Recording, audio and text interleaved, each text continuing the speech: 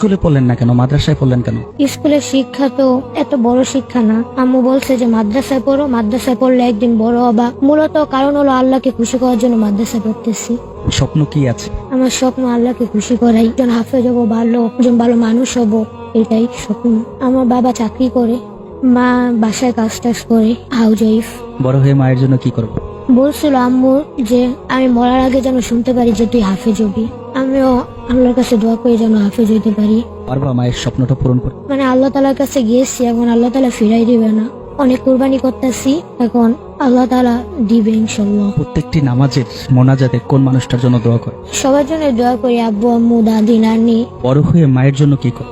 দেখি আল্লাহ তালার কাছে গিয়েছি, আল্লাহকে খুশি করার জন্য গেছি, যে আল্লাহ তালা যেটা ভাগ্যে রেখেছে ওইটাই হবে। মাকে এত বেশি ভালোবাসো কেন? জন্ম দিয়েছে আম্মু। একজন নবীজির কাছে একটা সাহাবী গেছিল যে হে রাসূলুল্লাহ, আমার মার অধিকার কতটুকু আর বাবার অধিকার কতটুকু।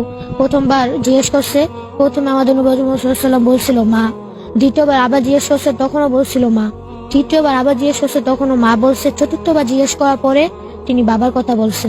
তাহলে মার গুণ 70 আর বাবার 23 গুণ। এজন্য দুজনের সমানভাবেই দেখি আমি। মাদ্রাসা থেকে বাসায় আসলে অনেক খুশি হয়, অনেক কিছু রান্না করে খাওয়ায়। আল্লাহ তালার উপরে এত কনফিডেন্স কেন তোমার? আমাদের সৃষ্টি করছে আল্লাহ তাআলাই, পুরা দুনিয়া সৃষ্টি করছে আল্লাহ তাআলার উপরেই অনেক ভরসা।